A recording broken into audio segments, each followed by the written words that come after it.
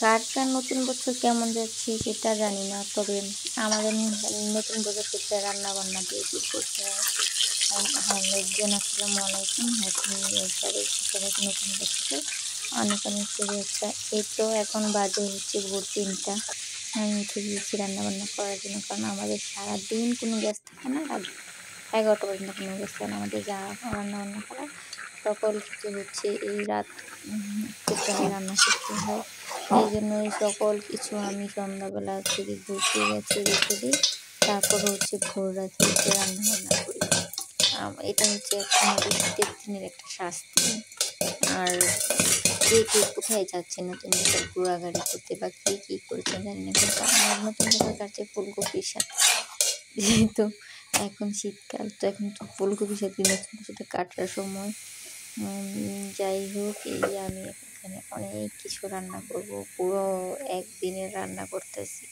এই যার কারণে হচ্ছে এখানে আমার একসাথে সব কিছু ম্যানেজ করে নিতে হচ্ছে। প্রায় আমার রান্নাগুলো শেষ করতে করতে ভোর 3টা বেজে গেছে, ভোর 5টা বেজে গেছে। আজান শব্দ আপনারা শুনতে পাচ্ছেন। এইভাবেই হচ্ছে আমাদের লাইফটা চলছে। যতদিন পর্যন্ত না গরমকাল আসবে ততদিন পর্যন্ত এই অশান্তি আমাদেরকে ভোগ করতে হবে। যাই হোক, ইউনিট সরকার আসার পর কিছুদিন একটু আরাম ছিল, কিন্তু এখন আরামটা আবার চলে গেছে। আজকে হচ্ছে আমি রান্না করব মিনি মাছ দিয়ে ফুলকপি দিয়ে রান্না করবো। সেদিন মিনি মাছগুলো আপনারা দেখেছিলেন, সেই মাছগুলো হচ্ছে আজকে আমি রান্না করবো। তো আমি মিনি মাছটিকে ফার্স্ট থেকে ভেজে নিচ্ছিলাম, একটু বড়া করে ভেজে নিচ্ছিলাম।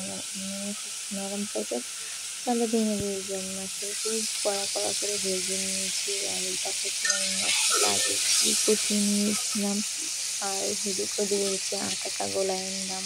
আটা দিয়ে রুটিগুলো সবগুলো একটু ভাজে, যেহেতু সকাল হয়ে গেছে। তো ফার্স্টে আমি হচ্ছে মশলাটাকে সুন্দর করে কষিয়ে এখানে ফুলকপি, আলু, টমেটোগুলো দিয়ে সুন্দর করে মশলাটা কষিয়ে মশলাটা সবজিগুলোকে সুন্দর করে কষিয়ে নিয়েছি। ভালো করে কষানো হয়ে যাওয়ার পরে আমি এখানে গরম পানি ঝোল দিয়ে দিব। গরম পানি ঝোল দিয়ে ভাজা মাছগুলো যেগুলো ভেজে রেখেছি, সেই মাছগুলো আমি এক এক করে দিয়ে দিব।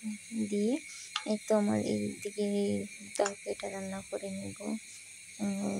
যেহেতু আমার হাতে আটা লেগে গেছে, কেউ কিছু মনে করবেন, স্কিপ করে যাবেন, কারণ হচ্ছে আমি রুটি বানাচ্ছিলাম আর পাশের চুলায় রান্না করছিলাম, সেই জন্য।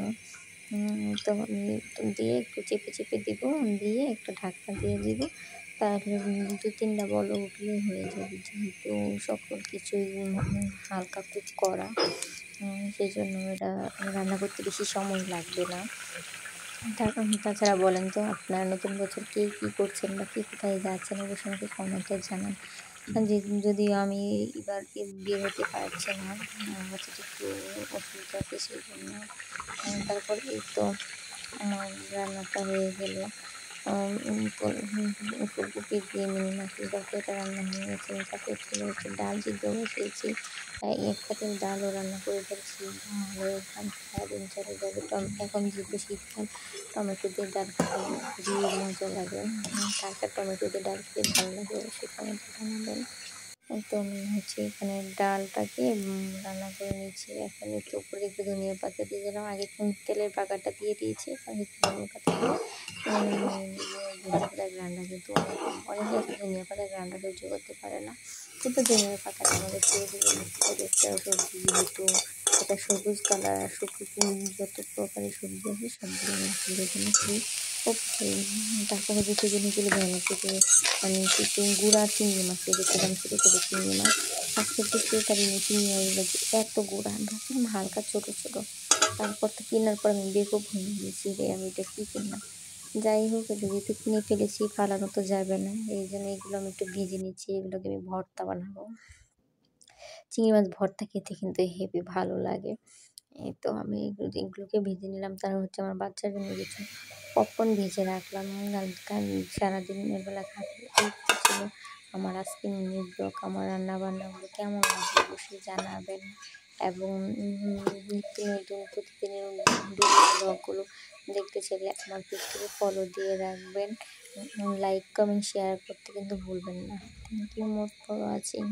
আল্লাহ হাফিজ।